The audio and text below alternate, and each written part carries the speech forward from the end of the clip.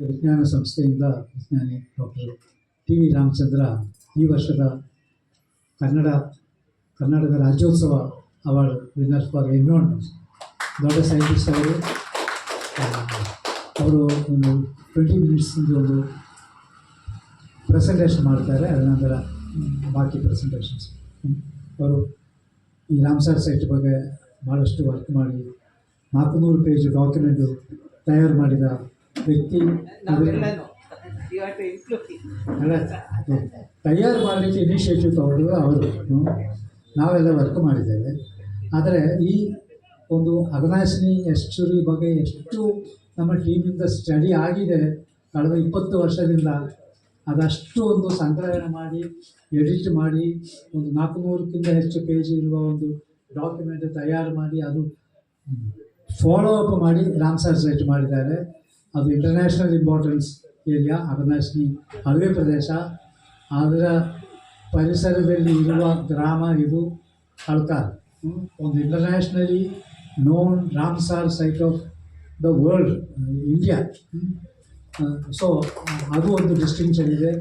ಅದರಲ್ಲಿ ಇಲ್ಲಿ ಪಕ್ಷಿಗಳ ಸಂಗ್ರಹಣಕ್ಕೆ ಒಂದು ಸಂರಕ್ಷಣೆಗೆ ನಾವೊಂದು ಸ್ಥಾನ ಕೊಡಬೇಕು. ರಾಮ್ಸರ್ ಸೈಟ್ ಮುಖ್ಯವಾಗಿ ಇಲ್ಲಿ ಇರುವ ಪಕ್ಷಿಗಳ ಮೇಲೇನು ಒಂದು ಕ್ರೈಟೀರಿಯಾ ಅಂದರೆ ಯಾವ್ಯಾವ ಪಕ್ಷಿಗಳು ವಿದೇಶದಿಂದ ಬರ್ತವೆ ಅಂತ. ನಿಮಗೆ 40 ಎಕರೆ ಗಜನಿನೂ ಅದೇ, ಅಲ್ಲಿ ಬರುವುದು ವಿದೇಶಿಗಳು ಭಾಳ ಬರ್ತದೆ. ಟೂರಿಸ್ಟ್ ಬರ್ತದೆ ಈ ಚಳಿಗಾಲದಲ್ಲಿ ಎಲ್ಲ ಸಮುದ್ರಕ್ಕೆ ಇರುತ್ತೆ. ಪಕ್ಷಿಗಳು ಟೂರಿಸಮ್ ಅದು ವಿತೌಟ್ ವೀಸಾ ಪಾಸ್ಪೋರ್ಟಲ್ಲಿ ಭಾಳಷ್ಟು ಬರ್ತದೆ. ನಮ್ಮ ಅಘನಾಶಿನಿ ಎಸ್ಟುರಿಯಲ್ಲಿ ಹಲ್ಕಾರ್ನ ಈ ಅಳವೆ ಪ್ರದೇಶಗಳಲ್ಲಿ ಬರ್ತದೆ. ಅದು ಎಲ್ಲ ನಮ್ಮ ಒಂದು ಕನ್ಸರ್ವೇಷನ್ ನೆಟ್ವರ್ಕ್ನಲ್ಲಿ ಅದು ಸಹ ಸೇರಿಸಬೇಕು. ಈಗ ನಾವು ಡಾಕ್ಟರ್ ಟಿ ವಿ ರಾಮಚಂದ್ರನವರಿಗೆ ಪ್ರೆಸೆಂಟೇಷನ್ ಮಾಡಿ. Thank you.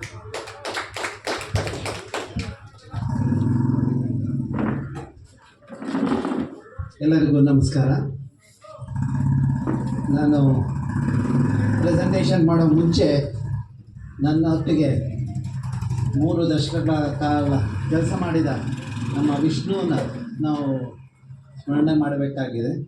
ವಿಷ್ಣು ಇಲ್ಲೇ ಹಲ್ಕಾರ್ ಫಾರೆಸ್ಟಲ್ಲಿ ಕ್ರಿಮೇಟು ಆಗಿದ್ದು. ಹಲ್ಕಾರ್ ಫಾರೆಸ್ಟಲ್ಲಿ ಆಕ್ಸಿಡೆಂಟ್ ಆಗಿದ್ದು ನಮ್ಮ ಆಫೀಸಿನ ಎದುರುಗಡೆ.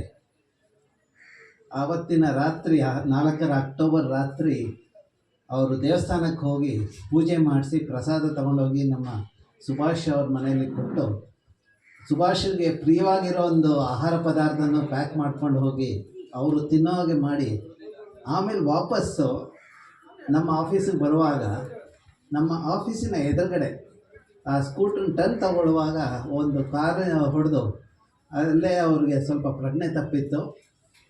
ದ ನೆಕ್ಸ್ಟ್ ಡೇ ಅಂದರೆ ಮಾರನೇ ದಿವಸ ಬೆಳಗ್ಗೆ 4 ಗಂಟೆಗೆ ಅವರು ನಮ್ಮಿಂದ ದೂರ ಆದರು.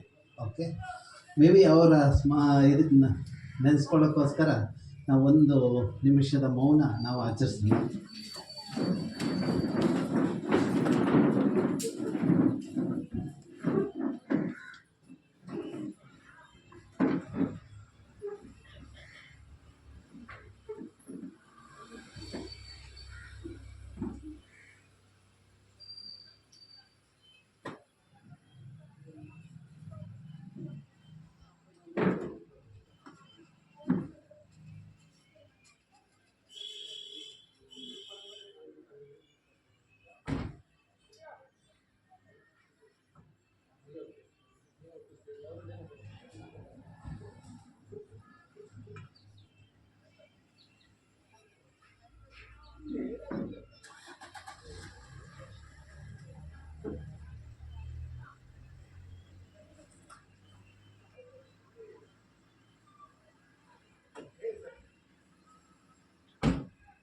Okay, thank you. ನನ್ನ ಪ್ರೆಸೆಂಟೇಷನ್ 2 ಭಾಗ ಇರುತ್ತೆ. ಒಂದು ಅಘನಾಶಿನಿ ಅಳಿವೆ ಪ್ರದೇಶದ ಬಗ್ಗೆ, ಅದರ ಮಹತ್ವದ ಬಗ್ಗೆ. 2ನೇದು ಕಾಡುಗಳು. ಯಾಕಂದರೆ ಭಾಳಷ್ಟು ಸಮಯ ನಾನು ಬೆಂಗಳೂರಲ್ಲೂ ಕಳೆಯೋದ್ರಿಂದ ಅಲ್ಲಿರೋ ಮೂರ್ಖ ಶಿಖಾಮಣಿಗಳು ನನ್ನನ್ನು ಕೇಳ್ತಾ ಇರ್ತಾರೆ, ಕಾಡುಗಳು ಬೇಕಾ, ಗಿಡಗಳು ಬೇಕಾ ಅಂತ. ನಾನದು ಬೆಂಗಳೂರಿನಲ್ಲಿ ಮಾತ್ರ ತೊಂದರೆ ಅಂದ್ಕೊಂಡಿದ್ದೆ. ಪಶ್ಚಿಮ ಘಟ್ಟದಲ್ಲಿ ಓಡಾಡಿದಾಗ ಪ್ರತಿಯೊಂದು ಜಿಲ್ಲೆಯಲ್ಲೂ ಅದ್ರ ಬಗ್ಗೆ ಕಾಡಿನ ಬಗ್ಗೆ ಇರಬೇಕಾದ ಅಭಿಮಾನ ಅಥವಾ ಅದರಿಂದ ಏನು ನಮಗೆ ಅನುಕೂಲ ಅನ್ನೋದು ಜನ ಅರ್ಥಕೊಂಡಿಲ್ಲ ಅನ್ನೋದು ನನಗೆ ಪ್ರತಿಯೊಬ್ಬ ಮನುಷ್ಯ ನನಗೆ ಭಾಳ ಆಶ್ಚರ್ಯ ಆಗಿದ್ದು ಹಲ್ಕಾರ್ಗೆ ಬಂದಾಗ ಇಲ್ಲ ಅಟ್ಲೀಸ್ಟ್ ಒಂದು 209 ಮನೆಯವರು ಕಾಡನ್ನು ಸಂರಕ್ಷಣೆ ಮಾಡ್ತಾಯಿದ್ದಾರೆ ಅಂತ. ಎಲ್ಲೋದ್ರೂ ಕಾಡನ್ನು ಅತಿಕ್ರಮಣ ಮಾಡೋದ್ರಲ್ಲೇ ಇರ್ತಾರೆ. ಅಲ್ಲಿರುವ ರಾಜಕೀಯ ವ್ಯಕ್ತಿಗಳ ಕುಮ್ಮಕ್ಕು ಮತ್ತು ಸ್ಥಳೀಯರು ಕೈ ಜೋಡಿಸಿ ಭಾಳಷ್ಟು ಕಾಡುಗಳ ಅತಿಕ್ರಮಣ ಆಗಿದೆ. ನಾವು ಉತ್ತರ ಕನ್ನಡ ಜಿಲ್ಲೆಯಲ್ಲಿ ಎಲ್ಲೆಲ್ಲ ಅತಿಕ್ರಮಣ ಆಗಿದೆ ಅಂಥೇಳಿ ಉಪಗ್ರಹದಿಂದ ಸಿಕ್ಕೋ ಪಿಕ್ಚರಿಂದ ನಾವು ಮ್ಯಾಪ್ ಮಾಡಿದ್ವಿ. ನಾವು ನೋಡಿದಾಗ ಉತ್ತರ ಕನ್ನಡ ಜಿಲ್ಲೆಯಲ್ಲಿ ಆಲ್ಮೋಸ್ಟ್ ಎಲ್ಲ ಹಳ್ಳಿಲೂ ಅತಿಕ್ರಮಣ ಆಗಿದೆ. ಚಿಕ್ಕಮಗಳೂರಲ್ಲಾಗಿದೆ, ಶಿವಮೊಗ್ಗದಲ್ಲಾಗಿದೆ. ನಾವು ಅದು ಸರ್ಕಾರಕ್ಕೆ ವರದಿ ಕೊಟ್ಟಾಗ ಒಂದು NGO ಅವರು ಅದನ್ನು ಸುಪ್ರೀಂ ಕೋರ್ಟಿಗೆ ತೊಗೊಂಡೋದಾಗ ಸುಪ್ರೀಂ ಕೋರ್ಟಲ್ಲಿ ಅದನ್ನೆಲ್ಲ ಎವಿಕ್ಟ್ ಮಾಡಬೇಕು ಅಂಥೇಳಿ ಒಂದು ವರ್ಡಿಕ್ಟ್ ಬಂತು. ಬಟ್ ಇನ್ನೂ ಅದು ಆಗಿಲ್ಲ. ಬಟ್ ಅಲ್ಲಲ್ಲೇ ಕೆಲವು ಸತಿ ನಮ್ಮ ರಿಪೋರ್ಟಿನ ಬಗ್ಗೆ ಆಗಾಗ ಉಲ್ಲೇಖ ಅಲ್ಲಲ್ಲಿ ಆಗೋದು ನಾನು ನೋಡಿದ್ದೀನಿ. ನಾನು ಪ್ರತಿಯೊಂದು ಹಳ್ಳಿಗೆ ಹೋದಾಗ ಯಾರು ಅತಿಕ್ರಮಣ ಮಾಡಿಲ್ಲ ಅಂಥ ವ್ಯಕ್ತಿ ನನಗೆ ಸಿಗ್ತಾರಾ ಅಂತ ನಾನು ಹುಡ್ಕೊಂಡು ಹೋಗ್ತೇನೆ. ಕೆಲವೊಮ್ಮೆ ಅದು ಬಹಳ ವಿರಳ ಆಗ್ತಾಯಿದೆ. ಸೊ ಈಗ ನಾವು ಅಟ್ಲೀಸ್ಟ್ ನಮ್ಮ ಜನ್ರೇಷನಲ್ಲಿ ಈ ತಪ್ಪಾಗಿದೆ, ಮುಂದಿನ ಜನ ಆ ತಪ್ಪು ಮಾಡದೇ ಇರಲಿ ಅನ್ನೋದಕ್ಕೋಸ್ಕರ ವಿಜ್ಞಾನದ ಮೂಲಕ ಈ ಕಾಡಿನ ಮಹತ್ವನ ಅದನ್ನು ನಾವು ತೋರಿಸಿದ್ರೆ ನಮ್ಮಲ್ಲಿರೋ ಯುವಕರು ಯುವತಿಯರು ಪಟ್ಕರ್ ಹುಡುಗಿ ಕಂಪ್ಯೂಟರ್ ಸೈನ್ಸ್ ಹುಡುಗಿ ಅಂಥವರು ಮುಂದೆ ಇದರಲ್ಲಿ ಕಾಡನ್ನು ಸಂರಕ್ಷಣೆ ಮಾಡುವಲ್ಲಿ ಭಾಳ ದೊಡ್ಡ ಪಾತ್ರ ವಹಿಸ್ಬೋದು ಅನ್ನೋ ಒಂದು ನಂಬಿಕೆಯಿಂದ ನಾವೆಲ್ಲ ಇಲ್ಲಿದ್ದೀವಿ. ಸೊ ಅದನ್ನು ಕಾಡುಗಳು ಯಾಕೆ ಬೇಕು, ಕಾಡಿಂದ ಏನು ಪ್ರಯೋಜನ, ಒಂದು ವರ್ಷಕ್ಕೆ ಕಾಡಿಂದ ಏನೇನು ಸಿಗುತ್ತೆ ಅನ್ನೋದನ್ನು ಜನಕ್ಕೆ ಹೇಳಿದ್ರೆ ಅಟ್ಲೀಸ್ಟು ಸಂರಕ್ಷಣೆ ಮಾಡಬಹುದು ಅನ್ನೋ ಒಂದು ನಂಬಿಕೆ ನಮ್ಮಲ್ಲಿ. ಹಾಗಾಗಿ ನಾನು ಉತ್ತರ ಕನ್ನಡ ಜಿಲ್ಲೆಯ ಬಗ್ಗೆ ಕಾಡಿಂದ ಏನೇನು ಉತ್ಪನ್ನಗಳಿದೆ ಅದ್ರ ಮೌಲ್ಯ ಏನು ಅನ್ನೋದನ್ನು 2017ರಲ್ಲಿ ಒಂದು ರಿಸರ್ಚ್ ಆರ್ಟಿಕಲ್ ಪಬ್ಲಿಷ್ ಮಾಡಿದ್ದೆ. ಅದನ್ನು ಯುನೈಟೆಡ್ ನೇಷನ್ ಅವರು ಅದನ್ನು ನೋಡಿಬಿಟ್ಟು 2019ರಲ್ಲಿ ನನ್ನನ್ನು ಕಾಂಟ್ಯಾಕ್ಟ್ ಮಾಡಿದ್ರು. ಕೇಳಿದ್ರು 10 ಜಿಲ್ಲೆಗೆ, ಕರ್ನಾಟಕದ 10 ಜಿಲ್ಲೆ ಅಥವಾ ಇಂಡಿಯಾದ 10 ಜಿಲ್ಲೆಗೆ ಈ ಥರ ಅಭ್ಯಾಸ ಮಾಡ್ಕೊಳ್ಲಿಕ್ಕೆ ಸಾಧ್ಯನಾ? ನಾನು MOU ಸೈನ್ ಮಾಡಿದೆ 2019 ಡಿಸೆಂಬರು.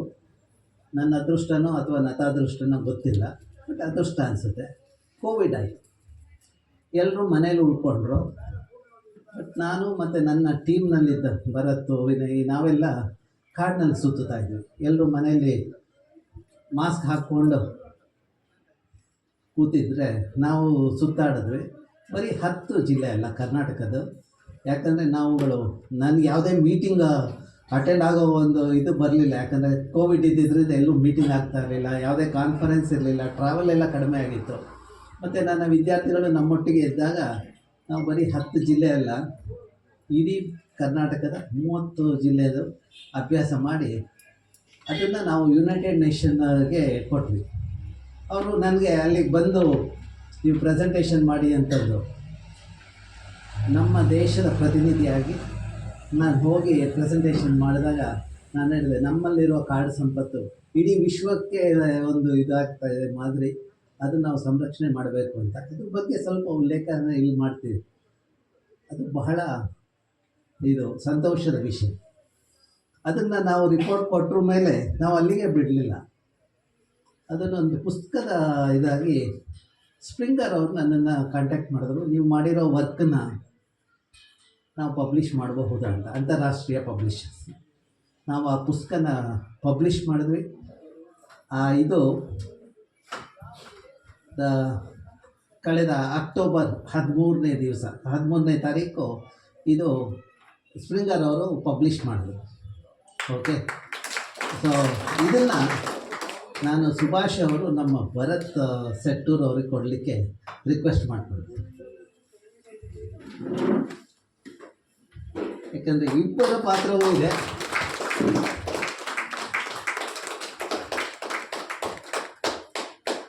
ನನ್ನ ವಿದ್ಯಾರ್ಥಿಗಳಲ್ಲಿ ಆತ ಒಬ್ಬ ಪ್ರತಿನಿಧಿಯಾಗಿ ನಮ್ಮ ಭರತ್ ಅವರು ತಗೊಳ್ತಾ ಇದ್ದಾರೆ.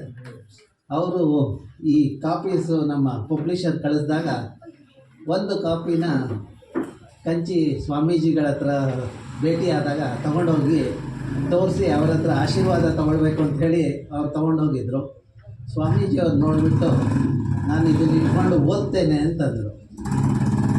ಸೊ ಅಂದರೆ ಎಲ್ರಿಗೂ ಅದ್ರ ಬಗ್ಗೆ ಇದು ನಾನು ಯಾವಾಗಲೂ ಹೇಳ್ತಾ ಇರ್ತೇನೆ, ನಮ್ಮ ದೇಶ ಸಂಪದ್ಭರಿತ ದೇಶ. ಅದರಲ್ಲಿ ಸಂಪತ್ತು ಉಳಿಸ್ಕೊಳ್ಬೇಕಾದ್ರೆ science, society, culture and spirituality should go hand in hand ಅಂತ.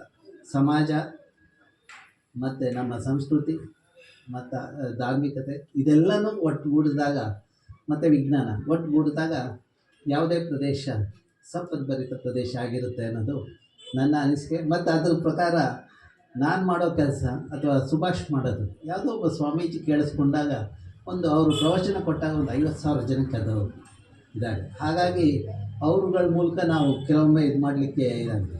ಒಮ್ಮೆ ನಾನೊಂದು ಇದೇ ರೀತಿ ಸಭೆಯಲ್ಲಿ ಇದು ಹೋದಾಗ ಪೇಜಾವ್ ಸ್ವಾಮೀಜಿ ಅವರಿದ್ದರು.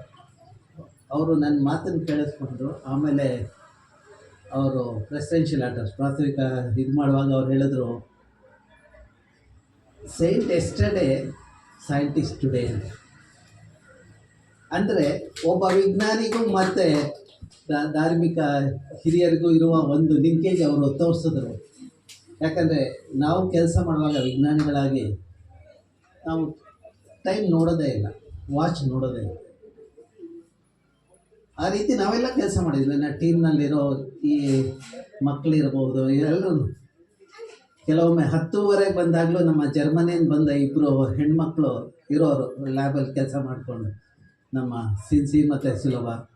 ಆ ರೀತಿ ಕೆಲಸ ಮಾಡಿದ್ದಕ್ಕೆ ನಾವು ಭಾಳಷ್ಟು ಇದು ಮಾಡಿದ್ವಿ. ಈಗ ನಾವು ಪ್ರಪಂಚದ 2% ಉನ್ನತ ಶ್ರೇಣಿಯ ವಿಜ್ಞಾನಿಗಳ ಇದರಲ್ಲಿ ನಮ್ಮ ಗ್ರೂಪಿನ ಒಂದು ವರ್ಕನ್ನು ಅದರಲ್ಲಿ ಸೇರಿಕೊಂಡಿದೆ. ಅದು ಒಂದು ಹೆಮ್ಮೆಯ ವಿಷಯ.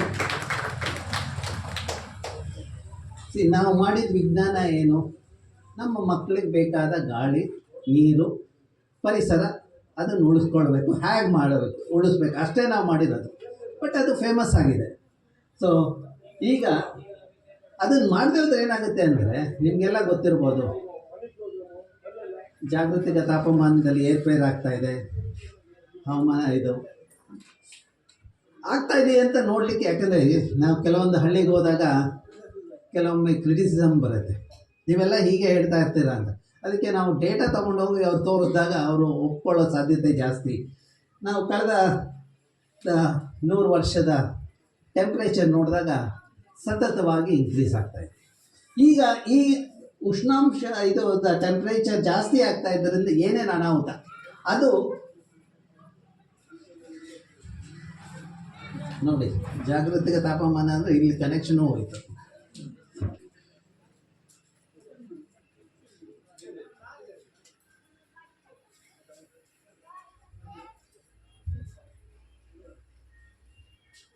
ಅಂದರೆ 2 ಇದಾಗುತ್ತೆ. ಒಂದು ನ್ಯಾಚುರಲ್ ಡಿಸಾಸ್ಟರ್ಸ್ ಜಾಸ್ತಿ ಆಗುತ್ತೆ, ಮತ್ತು ಸಮುದ್ರದ ಇದು ಸೀ ಲೆವೆಲ್ ರೈಸ್ ಆಗುತ್ತೆ. ಈಗ ಈ ಪ್ರದೇಶದಲ್ಲಿರೋ ಜನಕ್ಕೆ ಸಮುದ್ರದ ಲೆವೆಲ್ ಜಾಸ್ತಿ ಆದಾಗ ನ್ಯಾಚುರಲಿ ತೊಂದರೆಗಳಾಗೋದು ಸಹಜ.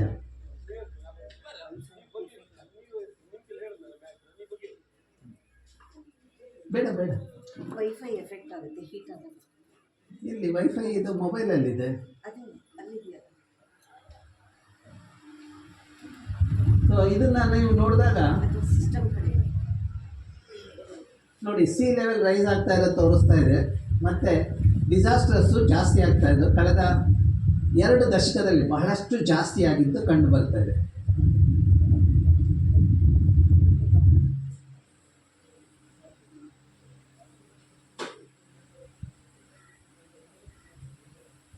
ಈಗ ಏನೇನು ತೊಂದರೆ ಆಗಬಹುದು ಅನ್ನೋದು ನಾವು ನೋಡ್ಕೊಳ್ಳೋಣ. ಒಂದು, ಕೋರಲ್, ನಮ್ಮ ಸಮುದ್ರದಲ್ಲಿ ಸಿಕ್ಕೋ ಕೋರಲ್ಲು ಕಡಿಮೆ ಆಗುತ್ತೆ ಅನ್ನೋದು ಅಭ್ಯಾಸದಿಂದ ತಿಳಿದು ಬಂದಿದೆ. 2ನೇದು, ನಮ್ಮಲ್ಲಿರುವ ಇನ್ಸೆಕ್ಟ್ ಇರಬಹುದು, ಕೀಟಗಳಿರ್ಬೋದು, ಅಥವಾ ದ ಪ್ಲ್ಯಾಂಟ್ಸ್ ವೃಕ್ಷಗಳಿರ್ಬೋದು, ಅಥವಾ ದಿ ವರ್ಟಿಬ್ರೇಟ್. ನಿಮಗೆಲ್ಲ ಗೊತ್ತಿರ್ಬೋದು, ವರ್ಟಿಬ್ರೇಟ್ ಅಂದರೆ ಬೆನ್ನು ಮೂಳೆ ಇರುವ ಆರ್ಗನಿಸಮ್ಸ್. ಭಾಳಷ್ಟು ಮನುಷ್ಯರಿಗೆ ಅದಿಲ್ಲ, ಹಾಗಾಗಿ ನಾವು ಕಾಡು ಕಳ್ಕೊಳ್ತಾ ಇದ್ದೀವಿ. ಈಗ 1.5 ಡಿಗ್ರಿ ಜಾಸ್ತಿ ಆದಾಗ ಟೆಂಪ್ರೇಚರು ನಮಗೆ 6 ಕೀಟಗಳು ಕಡಿಮೆ ಆಗುತ್ತೆ. ಎಂಡಮಿಕ್ ಸ್ಪೀಶೀಸ್ ಅಂತ ನಾವೇನು ಹೇಳ್ತೀವಿ, ಸ್ಥಳೀಯ ಪ್ರಭೇದಗಳು ನಾವು ಲಾಸ್ ಮಾಡ್ಕೊಳ್ತೇವೆ. ಅದರಿಂದ ಯಾವ್ಯಾವ ರೀತಿ ಸ್ಥಳೀಯ ಪ್ರಭೇದಗಳಾದ ಕೀಟಗಳು ಇದಾಗುತ್ತೆ ಅಂದರೆ, ನಿಮ್ಮ ಪರಾಗಸ್ಪರ್ಶ ಮಾಡುತ್ತಲ್ಲ ಅವುಗಳನ್ನ ನಾವು ದುಂಬಿಗಳು, ಚಿಟ್ಟೆಗಳು, ಅದು ಕಡಿಮೆ ಆಗುತ್ತೆ. ಅದು ಕಡಿಮೆ ಆದಾಗ ನಿಮ್ಮ ವ್ಯವಸಾಯದಲ್ಲಿ ಇಳುವರಿ ಕಡಿಮೆ ಆಗುತ್ತೆ. ವ್ಯವಸಾಯದಲ್ಲಿ ಇಳುವರಿ ಕಡಿಮೆ ಆದಾಗ ಅಲ್ಲಿ ತೊಂದರೆ ಆಗೋದು ಸಹಜ. ಹಾಗಾಗಿ ಪರಿಸರದಲ್ಲಿ ಆಗುವ ಏರುಪೇರುಗಳು, ಟೆಂಪ್ರೇಚರ್ ಇನ್ಕ್ರೀಸ್ ಆಗೋದ್ರಿಂದ ಈ ರೀತಿ ತೊಂದರೆ ಆಗುತ್ತೆ ಅನ್ನೋದು ನೋಡಿ. ಈಗ ಇನ್ನೊಂದು 5.5 ಡಿಗ್ರಿ ಜಾಸ್ತಿ ಆದಾಗ ಯಾವ ಪ್ರಮಾಣದಲ್ಲಿ ಅದು ಚೇಂಜಸ್ ಆಗುತ್ತೆ ಅಂತ ನೀವು ನೋಡಿದ್ರೆ, ಈ ನಾವು 6 ಕೀಟಗಳನ್ನು ಕಳ್ಕೊಳ್ಳೋ ಜಾಗದಲ್ಲಿ 18 ಕೀಟಗಳು ಎಕ್ಸ್ಟಿಂಕ್ಟ್ ಆಗುತ್ತೆ. ಮತ್ತು ದಿ ಪ್ಲ್ಯಾಂಟ್ಸ್, ವೃಕ್ಷಗಳು 8 ಆಗೋ ಜಾಗದಲ್ಲಿ 18 ಇದಾಗುತ್ತೆ. ಇದು ಎತ್ತಿ ತೋರಿಸುತ್ತೆ ಏನೇನು ತೊಂದರೆಗಳಾಗುತ್ತೆ ಅಂತ. ಅದೇ ರೀತಿ ನಮ್ಮಲ್ಲಿ ಆಗುವ ಬರದ ಪರಿಸ್ಥಿತಿ, 350 ಮಿಲಿಯನ್ ಹೆಕ್ಟೇರ್ ಇದು ಮಿಲಿಯನ್ ಪೀಪಲ್ ಆಗೋ ಜಾಗದಲ್ಲಿ ಆಲ್ಮೋಸ್ಟ್ 410 ಅಷ್ಟು ಜಾಸ್ತಿ ಆಗುತ್ತೆ. ಸೊ ಇದೆಲ್ಲ ಮತ್ತು ರೈಸ್ ಇನ್ ಸೀ ಲೆವೆಲ್. ಇದು ಟೆಂಪ್ರೇಚರ್ 48 ಸೆಂಟಿಮೀಟ್ರಷ್ಟು 1.5 ಡಿಗ್ರಿ ಇನ್ಕ್ರೀಸ್ ಆದರೆ, ಇನ್ನೊಂದು 0.5 ಡಿಗ್ರಿ ಜಾಸ್ತಿ ಆದರೆ 56 ಸೆಂಟಿಮೀಟ್ರ್ ಇದಾಗುತ್ತೆ. ಅಂದರೆ ಸುತ್ತಮುತ್ತ ಇರೋ ಪ್ರದೇಶ ಇದೇ ರೀತಿ ಟೆಂಪ್ರೇಚರ್ ಜಾಸ್ತಿ ಆಗ್ತಾ ಇದ್ದರೆ ಹಳಕರ್ ಮುಳುಗಡೆ ಆಗೋದ್ರಲ್ಲಿ ಏನು ಸರ್, ನಾವು 100ನೇ ವರ್ಷ ನಾವು ಸೆಲೆಬ್ರೇಟ್ ಮಾಡ್ತೀವೋ ಇಲ್ಲೋ ಗೊತ್ತಿಲ್ಲ. ಅದಕ್ಕೆ ನಾವು ಎಚ್ಚೆತ್ಕೊಳ್ಬೇಕಾಗಿದೆ. ಅದಕ್ಕೆ ನಾವು ಹಲ್ಕಾರ್ ಫಾರೆಸ್ಟನ್ನು ಸಂರಕ್ಷಣೆ ಮಾಡಬೇಕು. ಪ್ರತಿಯೊಂದು ಹಳ್ಳಿಯವರು ಅಲ್ಲಿರುವ ಸುತ್ತಮುತ್ತ ಕಾಡನ್ನು ಸಂರಕ್ಷಣೆ ಮಾಡಿಕೊಂಡ್ರೆ ನಮ್ಮ ದೇಶ ಸುಭಿಕ್ಷವಾಗಿರುತ್ತೆ. ಜನ ಅತಿಕ್ರಮಣ ಮಾಡೋದ್ರಿಂದ ಅವರು ರಿಚ್ ಆಗ್ತಾರೆ ಅಂತಾರೆ. ನಾನು ಅಭ್ಯಾಸ ಮಾಡಿದಾಗ ಪ್ರತಿಯೊಂದು 10 ಜನ ಎಂಕ್ರೋಚರ್ಸಲ್ಲಿ 4 ಜನದ ಫ್ಯಾಮಿಲಿಯಲ್ಲಿ ಪ್ರಾಬ್ಲಮ್ ಕಂಡು ಬಂದಿದೆ. ಒಂದು ಕ್ಯಾನ್ಸರು, ಒಂದು ಬುದ್ಧಿಮಾಂದ್ಯತೆ, ಆ ರೀತಿಯ ತೊಂದರೆಗಳು ಕಂಡು ಬರ್ತಾ ಇದೆ. ಸೊ ಅಂದರೆ ನಾವು ದುರಾಸೆಯಿಂದ ಮಾಡೋ ತಪ್ಪಿನಿಂದ ನಮ್ಮ ಮುಂದಿನ ಸಂತತಿಗೆ ಬಹಳಷ್ಟು ನಾವು ಹೊಡೆತ ಕೊಡ್ತಾ ಇದ್ದೀವಿ ಅನ್ನೋದು ನಮ್ಮ ಅಭ್ಯಾಸದಿಂದ ತಿಳಿದು ಬರ್ತಾ ಇದೆ. ಓಕೆ, ಈಗ ನಾವು ಪಶ್ಚಿಮ ಘಟ್ಟದ ನೋಡೋಣ. ಜೀವ ವೈವಿಧ್ಯತೆ ಎಷ್ಟಿದೆ ಅದನ್ನು ನಾವು ಸಂರಕ್ಷಿಸಲು ಸಾಧ್ಯ ಆಗುತ್ತೆ ಅಂತ ನಮ್ಮ ಸ್ಕ್ರಿಪ್ಚರ್ಸ್ ನೋಡಿ. ಋಗ್ವೇದದಲ್ಲಿ 8ರಿಂದ 12 ದಶಲಕ್ಷ ಪ್ರಭೇದಗಳಿದೆ ಅಂತ ಹೇಳುತ್ತೆ. ನಾವು ಸೈನ್ಸಲ್ಲಿ 1.3 ದಶಲಕ್ಷ ಅಂತ ಹೇಳ್ತೀವಿ. ಓಕೆ, ಅದರಲ್ಲಿ ಒಂದು 1.3 ಮಿಲಿಯನ್ ಸ್ಪೀಷೀಸ್, ಅದರಲ್ಲಿ ಒಂದು 15% ಅದ್ರ ವೈದ್ಯಕ ಗುಣ ನಮ್ಗೆ ಗೊತ್ತು, ಮಿಕ್ಕಿ ಇನ್ನೂ ಗೊತ್ತಿಲ್ಲ. ಅದು ತಿಳ್ಕೊಳ್ಳೋ ಮುಂಚೆನೇ ನಾವು ಅದು ಕಳ್ಕೊಳ್ತಾ ಇದ್ದೀವಿ. ಇದು ಬಹಳ ವಿಪರ್ಯಾಸ. ಈಗ ಪಶ್ಚಿಮ ಘಟ್ಟದ ಮಹತ್ವ ತಿಳ್ಕೊಳ್ಬೇಕಾದ್ರೆ ಯಾವ ಪ್ರದೇಶದಲ್ಲಿ ಪ್ರಭೇದಗಳು ಎಷ್ಟಿದೆ ಅನ್ನೋದನ್ನು ನೋಡೋಣ. ಭೌಗೋಳಿಕವಾಗಿ ನೀವು ನೋಡಿದಾಗ 8ರಿಂದ 14 ಲ್ಯಾಟಿಟ್ಯೂಡ್, ಎಕ್ಸ್ ಆ್ಯಂಡ್ ವೈ ಅಂತ ನಾವು ಏನು ಹೇಳ್ತೀವಿ, ಲ್ಯಾಟಿಟ್ಯೂಡ್ ಲಾಂಜಿಟ್ಯೂಡ್, ಅದನ್ನು ಇದು ಮಾಡಿದಾಗ 8ರಿಂದ 14ರಲ್ಲಿ ಬಹಳಷ್ಟು ಜಾಸ್ತಿ ಪ್ರಭೇದಗಳಿದೆ. 8ರಿಂದ 14 ಒಂದು ಯಾವ ಪ್ರದೇಶ ಬರುತ್ತೆ? ಕೇರಳ, ಕರ್ನಾಟಕ, ತಮಿಳುನಾಡು, ಗೋವಾ. ಈ ಪ್ರದೇಶದಲ್ಲಿ ನಾವು ಇನ್ಹೆರಿಟ್ ಮಾಡಿದ್ದೀವಿ. ಅದು ನಮ್ಮ ಬಹಳ ಇದರಿಂದ ನಂಬದೆ, ಅದನ್ನು ನಾವು ಸಂರಕ್ಷಣೆ ಮಾಡಿ ಮುಂದಿನ ಪೀಳಿಗೆ ಕೊಡೋದು ನಮ್ಮ ಕರ್ತವ್ಯ. ಓಕೆ, ಅದನ್ನು ಮಾಡಬೇಕಾದ್ರೆ ವಿಜ್ಞಾನದ ಪಾಲು ಎಷ್ಟಿದೆ ಅನ್ನೋದನ್ನು ತೋರಿಸ್ತೇವೆ. ಇದು ನಮ್ಮ ಗಾಯತ್ರಿ ಮಾಡಿದ ಒಂದು ಪೋಸ್ಟರು. ಒಂದು ತಾಲೂಕಿನಲ್ಲಿ, ಉತ್ತರ ಕನ್ನಡ ಜಿಲ್ಲೆಯ ಕುಮಟಾ ತಾಲೂಕಲ್ಲೇ 54 ವೆರೈಟಿಯ ಭತ್ತ, ಒಂದು ಸುವಾಸನೆ ಇರ್ಬೋದು, ಒಂದು ಜಾಸ್ತಿ ಇಳುವರಿ ಇರ್ಬೋದು, ಅದನ್ನು ಹೈಬ್ರಿಡ್ ಮಾಡಿದ್ರೇ ನಮಗೆ ಒಳ್ಳೆ ಇದು ಸಿಕ್ಕತ್ತೆ. ಅದನ್ನು ನಾವು ಮಾಡಬೇಕಾಗಿದೆ. ಮತ್ತು ಒಂದು ಹಳ್ಳಿಲೇ 16 ವೈವಿಧ್ಯತೆಯ ಬದನೆಕಾಯಿ ಕಣ್ಣು. ಓಕೆ, ಇಷ್ಟೊಂದು ಸುಭಿಕ್ಷವಾದ ಪ್ರದೇಶ ಏನಾಗ್ತಾಯಿದೆ ಅನ್ನೋದನ್ನು ನಾವು ಸ್ಯಾಟಲೈಟ್ ಮೂಲಕ ಹೋಗಿ ಪಿಕ್ಚರ್ ತಗೊಂಡು ಅಭ್ಯಾಸ ಮಾಡಿದ್ವಿ. ಈ ಸ್ಯಾಟಲೈಟ್ ಮೂಲಕ ನಮಗೆ ಪಿಕ್ಚರು, ರಿಮೋಟ್ ಸೆನ್ಸಿಂಗ್, ನೀವೆಲ್ಲ ಪಿಕ್ಚರ್ ತೊಗೊಳ್ತೀರಾ, ನಿನ್ನೆದು ಏನಾಯಿತು, ಇವತ್ತೇನಾಯಿತು ಅನ್ನೋದನ್ನು ನೀವು ನೋಡಿರ್ತೀರ. ಅದೇ ರೀತಿ 70ರಿಂದ 20ವರೆಗೆ ಪ್ರತಿಯೊಂದು 21 ದಿವಸಕ್ಕೆ ನಮಗೆ ಪಿಕ್ಚರ್ ಸಿಗುತ್ತೆ. ಪ್ರತಿಯೊಂದು ಪ್ರದೇಶದ್ದು, ಪ್ರಪಂಚದ ಯಾವುದೇ ಭಾಗ ಆಗಲಿ ನಮಗೆ ಅದು ಸಿಗುತ್ತೆ. ಅದನ್ನು ನಾವು ಅಭ್ಯಾಸ ಮಾಡಿದಾಗ 73ರಿಂದ ಈಗ 2018ರವರೆಗೆ ಅಭ್ಯಾಸ ಮಾಡಿದಾಗ ಕಾಡು ಕ್ರಮೇಣ ಕಡಿಮೆ ಆಗ್ತಾ ಇರೋದು ಕಂಡು ಬಂತು. ಕಾಡು ಕ್ರಮೇಣ ಅಷ್ಟೇ ಅಲ್ಲ, ಅದು ಛಿದ್ರ ಆಗ್ತಾ ಇರೋದು ಕಂಡು ಬರ್ತಾರೆ. ಮೊದಲು ಒಂದು ಪ್ರದೇಶ ಪೂರ ಕಾಡು ಆವರಿಸಿದರೆ ಇವತ್ತು ಅದು ಛಿದ್ರವಾಗ್ತಾ ಇದೆ. ಛಿದ್ರ ಆದಾಗ ಅಲ್ಲಿ ಮನುಷ್ಯರಿಗೂ ಮತ್ತು ಅಲ್ಲಿರೋ ಮೃಗಗಳಿಗೂ ಸಂಘರ್ಷ ಜಾಸ್ತಿ ಆಗುತ್ತೆ, ಮತ್ತು ಜರಿಗಳಲ್ಲಿ ನೀರು ಕಡಿಮೆ ಆಗುತ್ತೆ. ಇದೆಲ್ಲ ಅನಾಹುತಗಳಾಗುತ್ತೆ. ಮತ್ತು ಇದು ಎಷ್ಟು ಆಗ್ಬೋದು ಅನ್ನೋದನ್ನು ನಾವು ಮುಂದೆ ಆಗ್ಬೋದು ಅನ್ನೋದನ್ನು ಪ್ರೆಡಿಕ್ಟ್ ಮಾಡಿದಾಗ ಇಡೀ ಪಶ್ಚಿಮ ಘಟ್ಟದಲ್ಲಿ 10% ಅಷ್ಟೇ ನಿತ್ಯ ಹರಿದ್ವರ್ಣ ಕಾಡುಗಳಿರುತ್ತೆ. 33% ಇರಬೇಕಾದ ಪ್ರದೇಶದಲ್ಲಿ ಬರೀ 10% ಇರುತ್ತೆ. ಇದರಿಂದ ಏನು ಅನಾಹುತ ಆಗಬಹುದು ಅನ್ನೋದು ತಿಳ್ಕೊಂಡ್ರೆ, ಕೇರಳ ಪ್ರದೇಶದಲ್ಲಿ ಟೆಂಪ್ರೇಚರ್ ಉಷ್ಣಾಂಶ ಬಂದು 1.5 ಡಿಗ್ರಿ ಅಷ್ಟು ಜಾಸ್ತಿ ಆಗುತ್ತೆ.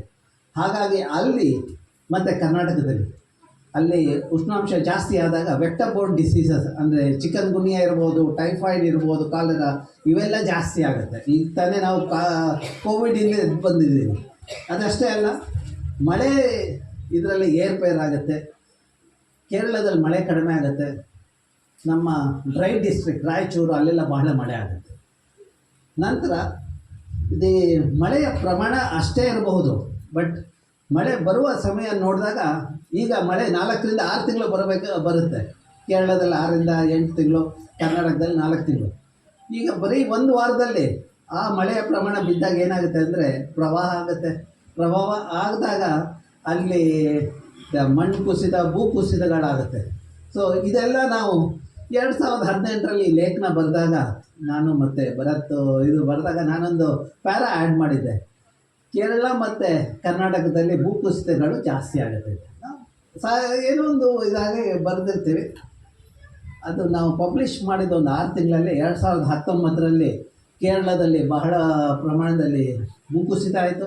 ನಮ್ಮ ಕರ್ನಾಟಕದಲ್ಲಿ ಮಡಿಕೇರಿ, ಕೊಡಗಿನಲ್ಲಿ ಬಹಳಷ್ಟು ಭೂಕುಸಿತ ಆಯಿತು.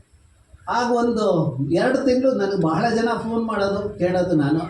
ನಾವು ಬರೋದು ಕೇಳಿದ್ರೆ ಪರವಾಗಿಲ್ಲ, ಇದು ವರ್ಕ್ ಆಗಿದೆ, ನಾವು ಮಾಡಿರೋದು ಕೆಲಸ. ನಾನು ಹೇಳಿದೆ, ಇಲ್ಲ, ನಮ್ಮ ದೇಶದಲ್ಲಿ ಏನು ಅಂದರೆ 1-2 ತಿಂಗಳು ಯೋಚಿಸ್ತಾರೆ, ಆಮೇಲೆ ಮತ್ತೆ ಬಿಡ್ತಾರೆ. ಅದೇ ಥರ 4-5 ವರ್ಷ ಸುಮ್ಮನೆ ಇದ್ದರು. ಮೊನ್ನೆ ವಯನಾಡಿನಲ್ಲಿ ಅನಾಹುತ ಆಯಿತು. ನೀವು ಅನಾಹುತ ಆಗಿದ್ದ ಜಾಗ ನೋಡಿ ಎಲ್ಲಿ ಅಂತ, ಪರಿಸರ ಸೂಕ್ಷ್ಮ ಪ್ರದೇಶ 1. ಅದಕ್ಕೋಸ್ಕರ ಸಂರಕ್ಷಣೆ ಮಾಡಬೇಕು ಅನ್ನೋದು. ಯಾಕಂದರೆ ಅದು ಈ ಶಿಥಿಲವಾಗಿರುತ್ತೆ. ಅದನ್ನು ಸಂರಕ್ಷಣೆ ಮಾಡದೆ ಹೋದರೆ ಭೂಕುಸಿತ ಮತ್ತು ಮಣ್ಣು ಕುಸಿತ ಆಗೋದು ಸಹಜ. ಹಾಗಾಗಿ ಅದು ಮಾಡಬೇಕು ಅಂತ. ಅದು ಆಗೋದಕ್ಕೆ ಏನು ಅಂತ ನಾವು ಅಲ್ಲಿ ಅಭ್ಯಾಸ ಮಾಡಿದಾಗ, ನಾವು ಅಲ್ಲಿ ಹೋದಾಗ ನಮ್ಗೆ ಆಶ್ಚರ್ಯ ಆಯಿತು. ಅಲ್ಲಿರುವ ಮಾಫಿಯಾದವರು ಇದ್ದಾರಲ್ಲ, ಟೀ ಪ್ಲಾಂಟೇಷನ್ನು, ಟೀ ಪ್ಲಾಂಟೇಷನ್, ಅವರು ಕಾಡನ್ನು ಅತಿಕ್ರಮಣ ಮಾಡೋದಕ್ಕೆ ಅಲ್ಲಿ ಇರೋ ಟ್ರೀ ಕಟ್ ಮಾಡೋ ಒಂದು ಕಮ್ಯುನಿಟಿ ಅವ್ರನ್ನ ಹೈರ್ ಮಾಡ್ಕೊಂಡಿದ್ರು. ಅವ್ರ ಕೆಲಸ ಏನಂದ್ರೆ, ಅವ್ರು ಎಕ್ಸ್ಪರ್ಟ್ ಇನ್ ಕಟಿಂಗ್ ಟ್ರೀ. ಇವಾಗೇನೋ ನಿಮ್ಮ ಮೆಷಿನ್ರಿ ಇದೆ, ಅವಾಗೆಲ್ಲ ಕೈಯಲ್ಲೇ ಮಾಡೋರು. ಅವರು ಕಟ್ ಮಾಡೋದು, ಅವರು ಅದರಲ್ಲಿ ನಿಪುಣರು. ಅವರು ಎಷ್ಟು ಪ್ರಮಾಣ ಕಟ್ ಮಾಡಿದ್ದಾರೆ, ಎಷ್ಟು ಲ್ಯಾಂಡ್ ಕ್ಲಿಯರ್ ಮಾಡಿದ್ದಾರೆ, ಅದು ಪೇಮೆಂಟ್ ಆಗ್ತಾಯಿದೆ. ಆ ಕಮ್ಯುನಿಟಿಯವರೇ ಅಲ್ಲಿ ವಯನಾಡಲ್ಲಿ ಬಂದು ಮನೇನೂ ಮಾಡಿಕೊಂಡ್ರು. ಮೊನ್ನೆ ಮಳೆ ಆಗಿ ಹೋಗಿದ್ದು 2 ಹಳ್ಳಿಗೆ ಹೋದ್ರಲ್ಲ, ಅವರೆಲ್ಲ ಒಟ್ಟಿಗೆ ಹೋದರು. ಯಾರ್ಯಾರು ಕಾಡನ್ನು ತಿಂದಿದ್ರೋ ಇವಾಗ ದೇವರೇ ಅವ್ರನ್ನ ಕರ್ಕೊಂಡ್ಬಿಟ್ಟಿದ್ದಾನೆ ಹತ್ತಿರಕ್ಕೆ. ಅವ್ರ ಪೂರ ಸಂತತಿ ನಿರ್ನಾಮ ಆಗಿದೆ. ಇದನ್ನು ನಾವು ಎಚ್ಚೆತ್ಕೊಳ್ಬೇಕಾಗಿದೆ. ನಮ್ಮ ಸಂತತಿ ನಿರ್ನಾಮ ಆಗದೆ ಇರಬೇಕಾದ್ರೆ ನಾವು ಕಾಡಿನ ಬಗ್ಗೆ ಒಂದು ರೆಸ್ಪೆಕ್ಟ್ ಇರಬೇಕು, ಅಭಿಮಾನ ಇರಬೇಕು, ಮತ್ತು ಅದನ್ನು ಸಂರಕ್ಷಣೆ ಮಾಡಬೇಕು. ಆಗ ನಮ್ಮ ಮಕ್ಕಳಿಗೆ ಅನುಕೂಲ ಆಗುತ್ತೆ. ಯಾವಾಗ ನಾವು ಕಾಡು ಅತಿಕ್ರಮಣ ಮಾಡ್ತೀವೋ, ನಮ್ಮ ಮನೆಯಲ್ಲಿ 1 ವರ್ಷ ಸುಭಿಕ್ಷ ಇರ್ಬೋದು, 2 ವರ್ಷ, ಅಥವಾ ನಮ್ಮ ತಲೆ ಇದರಲ್ಲಿ ಇರ್ಬೋದು, ಮತ್ತು ಮುಂದಿನ ಜನಾಂಗದಲ್ಲಿ ಭಾಳಷ್ಟು ಏರ್ಪೇರ್ ಆಗುತ್ತೆ. ಸೊ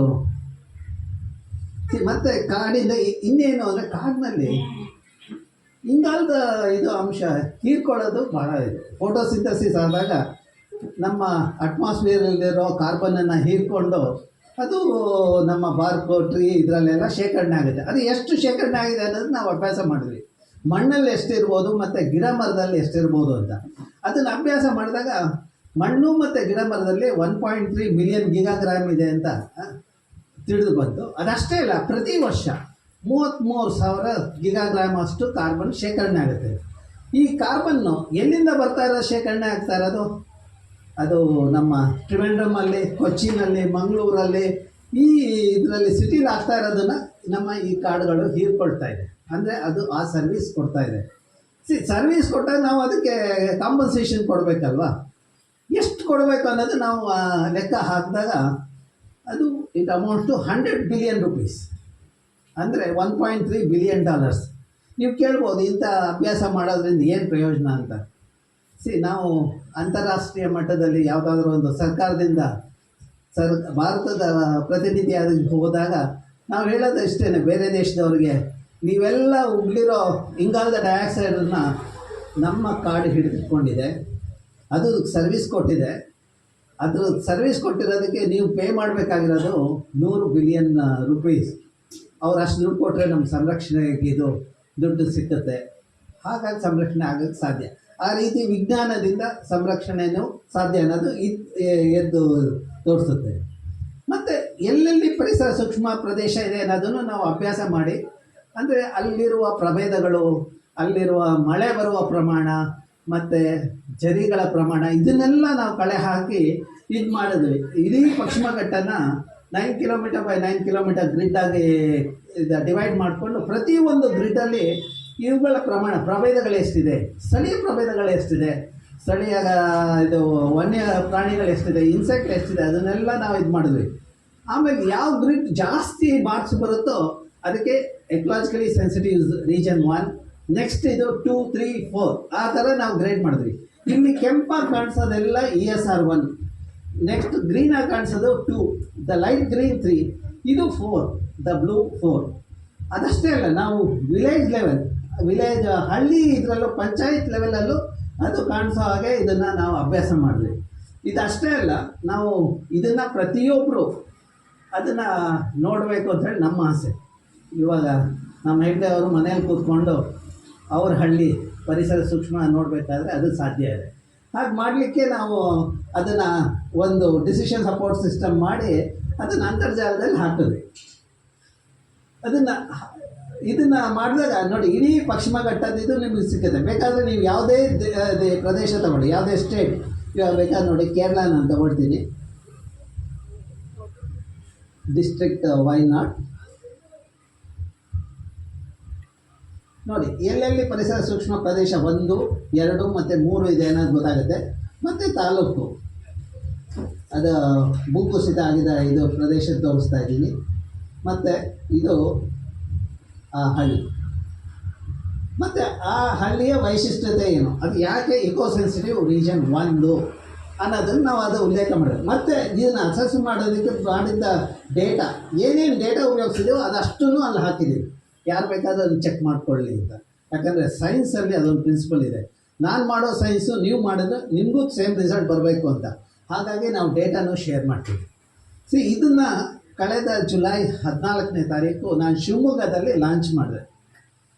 KV ಸುಬ್ಬಣ್ಣ ಅವರ ಮೆಮೋರಿಯಲ್ ಲೆಕ್ಚರ್ಗೆ ನನಗೆ ಕರೆದಿದ್ದರು. ನಾನು ಅಲ್ಲಿ ಹೋದಾಗ ಲಾಂಚ್ ಮಾಡಿದೆ. ನೀವು ಕೇಳ್ಬೋದು, ಬೆಂಗಳೂರಿನಲ್ಲಿ ಮಾಡಲಿಲ್ಲ, ಡೆಲ್ಲಿಯಲ್ಲಿ ಮಾಡಲಿಲ್ಲ, ಯಾಕೆ ಶಿವಮೊಗ್ಗದಲ್ಲಿ ಮಾಡಿದ್ರಿ ಅಂತ. ನನ್ನ ಇದು ಹಳ್ಳಿಯಲ್ಲಿ ನಾನು ಹೂ ಹಾಕಿದ್ರೆ ದಿಲ್ಲಿಗೆ ಸಾಗಬೇಕು ಅಂತ, ಆ ಮೆಸೇಜ್ ರೀಚ್ ಆಗಬೇಕು ಅಂತ. ಹಾಗಾಗಿ ನಾವು ಅಲ್ಲಿ ಲಾಂಚ್ ಮಾಡಿದ್ದು ದಿಲ್ಲಿಗೆ ಹೋಯಿತು. 1 ತಿಂಗಳಲ್ಲಿ ಪಾರ್ಲಿಮೆಂಟಲ್ಲಿ ಇದ್ರ ಬಗ್ಗೆ ಒಂದು ಕ್ವಶನ್ ಬಂತು, ಪರಿಸರ ಸೂಕ್ಷ್ಮತೆ ಇದು ಹೇಗೆ ಇದು ಮಾಡಿದ್ದಾರೆ ಅಂತ ಕ್ವಶನ್ಸ್ ಬಂತು. ಅದಷ್ಟೇ ಅಲ್ಲ, ಪರಿಸರ ಮಂತ್ರಾಲಯದಿಂದ ಒಂದು ಟೀಮು ನಮ್ಮ ಭಾರತೀಯ ವಿಜ್ಞಾನ ಮಂದಿರಕ್ಕೆ ಬಂದರು. ಇದ್ರ ಬಗ್ಗೆ ಡೀಟೇಲ್ಸ್ ತೊಗೊಂಡು ಹೋಗಲಿಕ್ಕೆ. ಆವಾಗ ಹೇಳಿದ್ರು, ನೀವು ಮಾಡಿರೋ ಕೆಲಸ ಬಹಳ ಅನುಕೂಲ ಆಗುತ್ತೆ, ನೀವು ಅಟ್ಲೀಸ್ಟ್ ಒಂದು ಅಂಶ ಭಾಳ ಚೆನ್ನಾಗಿ ಹೇಳ್ತಾ ಇದ್ದೀರಾ, ಕಾರ್ಬನ್ ಹೀರ್ಕೊಳ್ಳೋ ಇದು, ಅದರಿಂದ ನಮ್ಮ ದೇಶಕ್ಕೆ ಬಹಳ ಅನುಕೂಲ ಇದೆ, ಕಾರ್ಬನ್ ಕ್ರೆಡಿಟ್. ನಾವು ಇದ್ರ ಮೂಲಕ ನಾವು ಸರ್ಕಾರನೆಲ್ಲ ಅವ್ರಿಗೆ ಮಾಧವ್ ಗಾಡ್ಗಿಲ್ ಕಮಿಟಿ ರಿಪೋರ್ಟ್ ಇರಬಹುದು, ಕಸ್ತೂರಿರಂಗನ್ ಕಮಿಟಿ ರಿಪೋರ್ಟ್ ಇರಬಹುದು, ಅದನ್ನು ಒಪ್ಕೊಳ್ಳೋದು ಮಾಡ್ತೀವಿ ಅಂತ ಹೇಳಿದ್ರು. ನೆಕ್ಸ್ಟ್ ಡೇ ಆ ಕಮಿಟಿ ಕರ್ನಾಟಕ ಸರ್ಕಾರದ ಪ್ರತಿನಿಧಿಗಳನ್ನು ಭೇಟಿಯಾದರು, ಅರಣ್ಯ ಮಂತ್ರಿಗೆ ಅವ್ರು ಹೇಳಿದ್ರು, ನೋಡಿ, ಪಶ್ಚಿಮ ಸೂಕ್ಷ್ಮ ಪ್ರದೇಶ ನೀವುಗಳು ಈ ಸುಪ್ರೀಂ ಕೋರ್ಟ್ಗೆ ಕೊಡಬೇಕಾಗಿತ್ತು ಲಿಸ್ಟು, ನೀವು ಕೊಟ್ಟಿಲ್ಲ. ಬಟ್ ಭಾರತೀಯ ವಿಜ್ಞಾನ ಮಂದಿರದವರು ಬರೀ ಸುಪ್ರೀಂ ಕೋರ್ಟಿಗೆ ಕೊಡೋದಲ್ಲ, ಇಡೀ ದೇಶದಲ್ಲಿ ಪ್ರತಿಯೊಬ್ಬರಿಗೂ ಸಿಕ್ಕೋಗ ಹಾಕ್ಬಿಟ್ಟಿದ್ದಾರೆ. ನೀವು ಆ ಇನ್ಫಾರ್ಮೇಷನ್ ಹೈಡ್ ಮಾಡೋಕ್ಕೆ ಸಾಧ್ಯನೇ ಇಲ್ಲ ಅಂತಂದರು. ಅದಷ್ಟೇ ಅಲ್ಲ, ಈ ಕಾರ್ಬನ್ ಸರ್ವಿಸ್ ಎಷ್ಟು ಕೊಡ್ತಾ ಇದೆ ಅನ್ನೋದನ್ನು ಆ ಮಂತ್ರಿ ಅವರಿಗೆ ಅವರು ಅದು ಉಲ್ಲೇಖ ಮಾಡಿದ್ರು. ಅದು ಎಕ್ಸ್ಪ್ಲೈನ್ ಮಾಡಿದಾಗ ಮಂತ್ರಿ ಹೇಳಿದ್ರಂತೆ, ಮಿಸ್ಟರ್ ಖಂಡ್ರೆ, ನನಗೆ ಇದ್ರ ಬಗ್ಗೆ ಅಷ್ಟು ಗೊತ್ತಾಗಿರಲಿಲ್ಲ, ನಾನು ಮೆಕ್ಯಾನಿಕಲ್ ಇಂಜಿನಿಯರು, ನಾನು ಅದ್ರ ಮಹತ್ವ ಗೊತ್ತಾಗಿದೆ, ನಾನು ಕಸ್ತೂರಂಗನ್ ಕಮಿಟಿ ರಿಪೋರ್ಟು ನಮ್ಮ ಸರ್ಕಾರ ಒಪ್ಪುತ್ತೆ ಅಂಥೇಳಿ ನೆಕ್ಸ್ಟ್ ಡೇ ಸ್ಟೇಟ್ಮೆಂಟ್ ಕೊಟ್ಟು ಪರಿಸರ ದ ಕಸ್ತೂರಂಗನ್ ಕಮಿಟಿ ರಿಪೋರ್ಟ್ ಒಪ್ಪುತ್ತೀವಿ ಅಂತ. ಬಟ್ ಕ್ರಮೇಣ ಅಲ್ಲಿ ಈ ಪಟ್ಟಭದ್ರ ಹಿತಾಸಕ್ತಿಗಳಿದಾರಲ್ಲ, ಅವ್ರುಗಳು ಮಂತ್ರಿಗಳ ಕಾಲು ಇಳಿಯೋಕ್ಕೆ ಶುರು ಮಾಡಿದ್ರು ಅನಿಸುತ್ತೆ. ಅವರೊಂದು ಸ್ವಲ್ಪ ಆಮೇಲೆ ಸೈಲೆಂಟ್ ಆದರು. ಇನ್ನೊಂದು ಸತಿ ಇದನ್ನು ನಾವು ಅವ್ರಿಗೆ ತಲುಪೋ ಮಾಡಬೇಕಾಗಿದೆ. ಓಕೆ,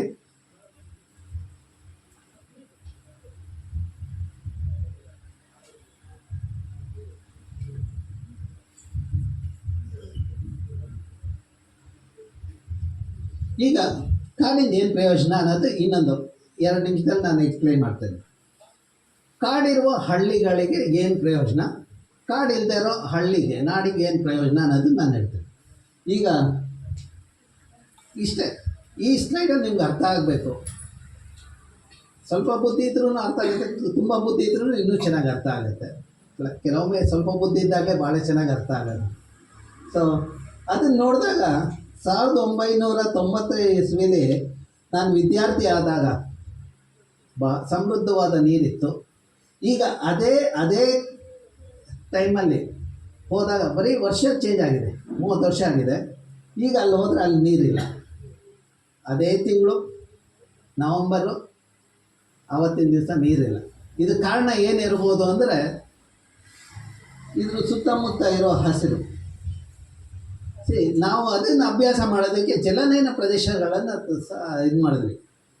ಯಾವ್ಯಾವ ಜಲನಯನ ಪ್ರದೇಶದಲ್ಲಿ ಯಾವ ರೀತಿ ಕಾಡುಗಳಿದೆ, ಯಾವ ರೀತಿ ವೃಕ್ಷಗಳಿದೆ, ಅದನ್ನೊಂದು 32 ಜಲನಯನ ಪ್ರದೇಶ ಸೆಲೆಕ್ಟ್ ಮಾಡಿದ್ವಿ.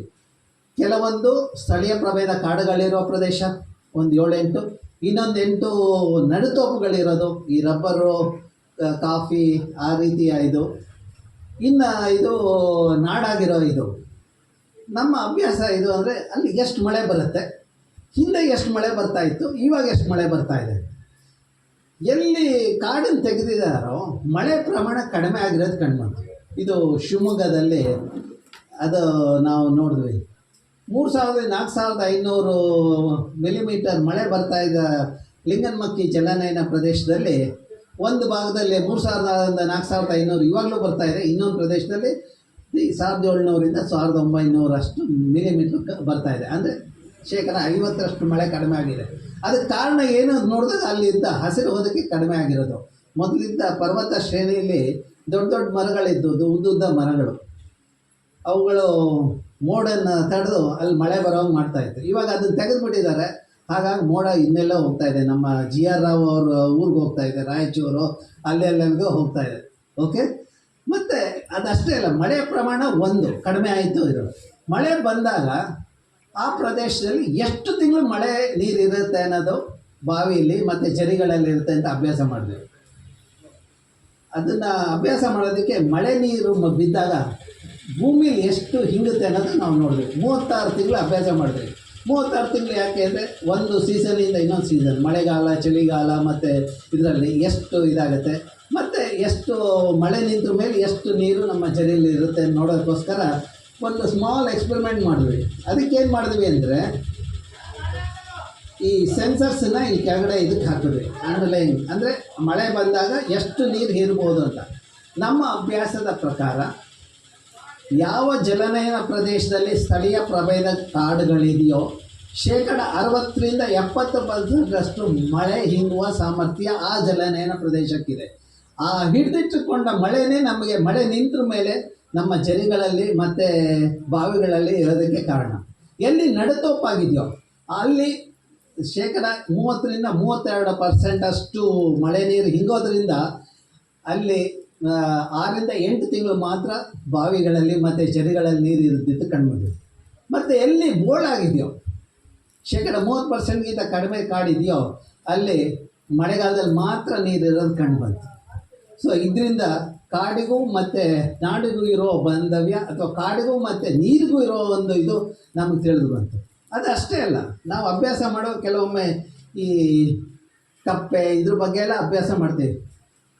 ಈ ಕಪ್ಪೆ ಇದರಲ್ಲಿ ಲೈಫ್ ಸೈಕಲಲ್ಲಿ 2 ಸ್ಟೇಜ್ ಇದೆ. ಒಂದು ಮೀನಿನ ಥರ ಟ್ಯಾಡ್ಪೋ ಸ್ಟೇಜ್ ಅಂತ ನಾವು ಹೇಳ್ತೀವಿ, ಅದು ನೀರಿನಲ್ಲಿ.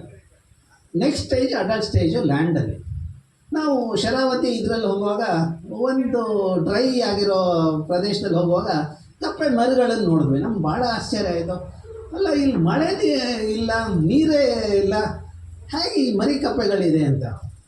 ಅದನ್ನು ನೋಡಿದ್ರೆ ಆ ಕಪ್ಪೆ ಏನು ಮಾಡ್ತಾಯಿದೆ ಅಂದರೆ ಆ ಟ್ಯಾಡ್ಪೋ ಸ್ಟೇಜನ್ನೇ ಬೈಪಾಸ್ ಮಾಡಿಬಿಟ್ಟಿದೆ.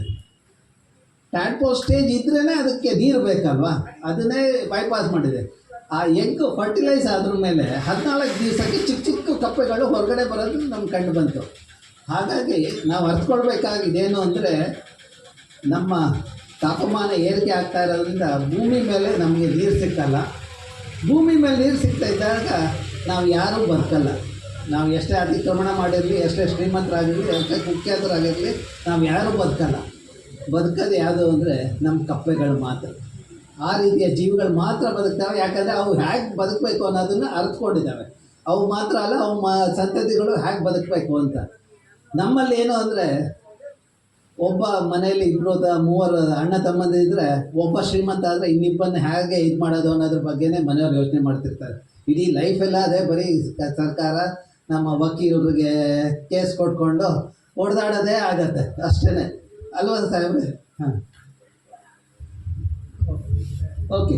ಈಗ ಹಾಂ, ಸಂಕ್ಷಿಪ್ತವಾಗಿ ಇದೇನು ಹೇಳ್ತಾ ಇದ್ದೆ, ಇನ್ನೊಂದು 2-3 ಮಿನಿಟ್ಸ್. ಇಲ್ಲಿ ಈ ಪ್ರದೇಶದಲ್ಲಿ 12 ತಿಂಗಳು ಮಳೆ ನೀರು ಸಿಕ್ಕುತ್ತೆ. ಈ ಪ್ರದೇಶದಲ್ಲಿ 8 ತಿಂಗಳು, ಇಲ್ಲಿ 6 ತಿಂಗಳು, ಇಲ್ಲಿ 4 ತಿಂಗಳು. ನೀವು ಹಸಿರು ಹೊದಿಕೆ ನೋಡಿದಾಗ ಎಲ್ಲೆಲ್ಲೂ ಹಸಿರು ಹೊದಿಕೆ ಇದೆಯೋ, ಸ್ಥಳೀಯ ಪ್ರಭೇದ ಕಾಡಿದೆಯೋ ಅಲ್ಲಿ 12 ತಿಂಗಳು ನೀರಿರೋದು ಕಂಡು. ಎಲ್ಲೆಲ್ಲಿ ಕಾಡು ಚಿತ್ರ ಆಗಿದೆಯೋ ಆ ಚಿತ್ರದ ಪ್ರಮಾಣ ಪ್ರಕಾರ ನಮಗೆ 8ರಿಂದ 6 ತಿಂಗಳು ನೀರಿರೋದು ಕಂಡು ಬಂತು. ಎಲ್ಲಿ ಕಾಡು 30% ನೀರು ಕಡಿಮೆ ಇದೆಯೋ 4 ತಿಂಗಳು ಮಾತ್ರ ಇರೋದು ಕಂಡು ಬಂತು. ಓಕೆ, ಇದರಿಂದ ಜನರ ಜೀವನ ಶೈಲಿಯಲ್ಲಿ ಏನಾಗ್ಬೋದು ಅಂತ ನೀವು ನೋಡಿದಾಗ, ಎಲ್ಲಿ 12 ತಿಂಗಳು ನೀರಿದೆಯೋ ಅಲ್ಲಿ ಮಲ್ಟಿಪಲ್ ಕ್ರಾಪ್ಸ್, ವಿಧವಾದ ಕ್ರಾಪ್ ಬೆಳೀತಾರೆ 3 ಸತಿ, ಮತ್ತು ಕ್ಯಾಶ್ ಕ್ರಾಪ್ ಬೆಳೀತಾರೆ. ಎಲ್ಲಿ ಇದು 4ರಿಂದ 8 ತಿಂಗಳು ಅಂದರೆ ಒಂದೇ ಕ್ರಾಪ್ ಬೆಳೀತಾರೆ. ಇದು ಅವರ ಆದಾಯ ನೋಡಿದಾಗ ಈ ಪ್ರದೇಶದಲ್ಲಿರೋ ರೈತರಿಗೆ 1 ಎಕರೆಗೆ 1,54,000 ರೂಪಾಯಿಯಷ್ಟು ಆದಾಯ ಇದ್ದರೆ, ಇಲ್ಲಿ 32,000 ರೂಪಾಯಿಯಷ್ಟು 1 ಎಕರೆಗಿದೆ. ಅದಷ್ಟೇ ಅಲ್ಲ, ಈ ಪ್ರದೇಶದಲ್ಲಿ ಕಾಡುಗಳಿರೋ ಪ್ರದೇಶದಲ್ಲಿ ಪರಾಗಸ್ಪರ್ಶ ಕ್ರಿಮಿಗಳು ಭಾಳಷ್ಟು ಇರೋದ್ರಿಂದ, ವೈವಿಧ್ಯತೆ ಜಾಸ್ತಿ ಇರೋದ್ರಿಂದ ಪರಾಗಸ್ಪರ್ಶ ಕ್ರಿಯೆ ಭಾಳ ಚೆನ್ನಾಗಾಗುತ್ತೆ. ಪರಾಗಸ್ಪರ್ಶ ಕ್ರಿಯೆ ಆದಾಗ ಅಲ್ಲಿ ಇಳುವರಿಯಲ್ಲಿ ಭತ್ತದ ಇಳುವರಿ ತೊಗೊಂಡ್ರೆ ನೀವು ಇಲ್ಲಿ 1 ಎಕರೆಗೆ 14ರಿಂದ 18 ಕ್ವಿಂಟಲ್ ಇದ್ದರೆ, ಇಲ್ಲಿ 6ರಿಂದ 8 ಕ್ವಿಂಟಲ್ ಇದೆ. ಈಗ ನಮ್ಮ ಭಾರತ ಸರ್ಕಾರ ಮೋದಿಯವರು ಹೇಳ್ತಾರೆ, I will double the income of the farmers ಅಂತ. ನನ್ನ ಸಜೆಷನ್ ಏನು ಅಂದರೆ, ಜಸ್ಟ್ ನೀವು ಕಾಡನ್ನು ಸಂರಕ್ಷಣೆ ಮಾಡಿ, ಕಾಡು ನಮ್ಮ ಜನಕ್ಕೆ ಬೇಕಾಗಿರೋ ನೀರು, ಅಲ್ಲಿ ಪರಾಗಸ್ಪರ್ಶ ಬೇಕಾಗಿರೋ ಕ್ರಿಮಿಗಳನ್ನು ಕೊಡುತ್ತೆ. ಹಾಗಾಗಿ ಅವರ ಆದಾಯದಲ್ಲಿ ಯಾವುದೇ ಏರುಪೇರು ಆಗಲ್ಲ ಅಂತ. ಹಾಗಾಗಿ ತಾವುಗಳೆಲ್ಲ ಸಂರಕ್ಷಣೆ ಮಾಡಿರೋ ಕಾಡಿನಿಂದ ಇಷ್ಟೆಲ್ಲ ಅನುಕೂಲ ಇದೆ. ಇದನ್ನು ನಾವು ಪ್ರತಿಯೊಬ್ಬರಿಗೂ ಹೇಳಬೇಕಾಗಿದೆ. ಅದಕ್ಕೆ ನಮಗೆ ಅಂಬಾಸಿಡರ್ಸ್ ಬೇಕು. ಯಾರು? MG ನಾಯಕ್ ಅಂತವರು ಸತತವಾಗಿ ಬರಿತಾ ಇರಬೇಕು. ಅವರು ಈ ತಿಂಗಳು ಮಾತಾಡಿದ್ದೀನಿ, ಮುಂದಿನ ತಿಂಗಳು ನಾನು ಅಂದರೆ ಅದು ಸರಿ ಹೋಗಲ್ಲ. ಅದೇ ವಿಷಯ ಪದೇ ಪದೇ ಹೊಡೆದು ಹೇಳಬೇಕು. ಯಾಕಂದರೆ ನಾವು 220 ಜನನ ಕಲ್ಲಿನ ಕಟ್ಟಡದ ಬಿಲ್ಡಿಂಗಲ್ಲಿ ಕೂಡಿಸ್ಬಿಟ್ಟಿದ್ದೀವಿ. ಅವ್ರ ಕೆಲಸನೇ ನಿದ್ದೆ ಮಾಡೋದು. ಅವ್ರನ್ನ ಹೇಳಿಸ್ಬೇಕಾದ್ರೆ ಈ ಪ್ರಜಾವಾಣಿ, ವಿಜಯವಾಣಿ ಇದೆಲ್ಲ ಮಾಡಬೇಕಾದ ಕರ್ತವ್ಯ ಅವ್ರ ಕರ್ತವ್ಯ ಇದೆ. ಅದನ್ನು ಮಾಡಬೇಕು. ಅದನ್ನು ಮಾಡುವಾಗ ನಾವು ಮಾಡಿದ ಸೈನ್ಸ್ನ, ವಿಜ್ಞಾನನ ಅವರು ಜನಕ್ಕೆ ತಗೊಂಡು ಹೋದರೆ, ಒಂದು ಸಿಂಪಲ್ ಲ್ಯಾಂಗ್ವೇಜಲ್ಲಿ ತಗೊಂಡು ಹೋದಾಗ ಜನಕ್ಕೆ ಮನದಟ್ಟಾಗುತ್ತೆ. ಇನ್ಫ್ಯಾಕ್ಟ್ ನಾನು ನಿನ್ನೆ ಇದಾದಾಗ ನಮ್ಮ ಅವ್ರು ಹೇಳಿದ್ರು, ಹೌದು ನಿಮ್ಮ ಲೇಖನ ನಾನು ಓದಿದ್ದೀನಿ ಅಂತ. ಅವ್ರು ನನ್ನನ್ನು ಭೇಟಿಯಾಗಿರಲಿಲ್ಲ. ನಮ್ಮ ಇಂಗ್ಲೀಷ್ ಪ್ರೊಫೆಸರ್ ಅವರು ನಿನ್ನೆ ನಮ್ಮ ಸುಭಾಷ್ ಇಂಟ್ರಡ್ಯೂಸ್ ಮಾಡಿದಾಗ, ಹೌದು ಟಿ ವಿ ರಾಮಚಂದ್ರ ಲೇಖನ ಓದಿದ್ದೀನಿ ಅಂತಂದರು. ಅಂದರೆ ಅವ್ರು ಮಾಡೋ ಕೆಲಸ, ನಾವು ಬರೆದ ಲೇಖನ ಅವ್ರು ಪ್ರಕಟಿಸಿದಾಗ ಪ್ರತಿಯೊಬ್ಬರಿಗೂ ಅದು ತಲುಪುತ್ತೆ ಅನ್ನೋದಕ್ಕೆ ಇದು. ಈ ಸಕ್ಸಸ್ ಸ್ಟೋರಿನ ನೀವು ಪದೇ ಪದೇ ಎಲ್ಲ ಇದರಲ್ಲೂ ಮ್ಯಾಗ್ಝೀನಲ್ಲಿ ಮತ್ತು ನ್ಯೂಸ್ ಪೇಪರಲ್ಲಿ ಬರೋವಾಗ ನೋಡ್ಕೊಳ್ಬೇಕು, ಮತ್ತು ಅಂತರ್ಜಾಲದಲ್ಲಿ ಪ್ರತಿಯೊಬ್ಬರಿಗೂ ಗೊತ್ತಾಗೋಗೆ ಮಾಡಿದ್ರೆ ಪ್ರತಿಯೊಂದು ಜಿಲ್ಲೆಯಲ್ಲೂ ಈ ರೀತಿಯ ಮಾದರಿ ಇದಾದಾಗ ಕ್ರಮೇಣ ನಮ್ಮ ಕರ್ನಾಟಕ ಸುಭಿಕ್ಷವಾಗುತ್ತೆ ಮತ್ತು ಕಳ್ಳರು ಕಡಿಮೆ ಆಗ್ತಾರೆ. ಅದಷ್ಟೇ ಅಲ್ಲ, ಇಡೀ ಭಾರತ ದೇಶ ಸಮೃದ್ಧವಾಗುತ್ತೆ. ಅದನ್ನು ಮಾಡೋದರಲ್ಲಿ ನಮ್ಮೆಲ್ಲರ ಪಾತ್ರ ಇದೆ. ನಮ್ಮ ಜರ್ನಲಿಸ್ಟ್ ಇರ್ಬೋದು, ಅಥವಾ ಸೈನ್ಸ್ ಇರ್ಬೋದು, ವಿಜ್ಞಾನಿಗಳಿರ್ಬೋದು, ಯುವತಿಯರಿರ್ಬೋದು, ಎಲ್ಲರ ಪಾತ್ರ ಇದೆ. ಸೊ ನಿಮ್ಮ ಮಾದರಿನ ಪ್ರತಿಯೊಂದು ಜಿಲ್ಲೆಗೂ ತೊಗೊಂಡೋಗೋದು ನಮ್ಮ ಕರ್ತವ್ಯ. Thank you all. ಇನ್ನೊಂದು ಭಾಗ ಇದೆ ಅಘನಾಶಿನಿ ಬಗ್ಗೆ. ನಮ್ಮ ಸುಭಾಷ್ ಅವ್ರು ಟೈಮ್ ಕೊಟ್ಟರೆ ಆಮೇಲೆ ಯಾವಾಗಲಾದ್ರೂ ಮಾಡ್ತೀನಿ. ಅಲ್ಲಿ ತನಕ ಇದ್ರದ್ದು ಸ್ವಲ್ಪ ನೀವು ಡಿಸ್ಕಸ್ ಮಾಡ್ಕೊಂಡು ಇದು ಮಾಡಿ, ಆಮೇಲೆ ಇಲ್ಲಿಯ ವೈಶಿಷ್ಟ್ಯತೆ ಬಗ್ಗೆ ನಾನು ಆಮೇಲೆ ಮಾಡ್ತೇನೆ. ಅದೊಂದೊಂದು 8 ನಿಮಿಷದ ಪ್ರೆಸೆಂಟೇಷನ್.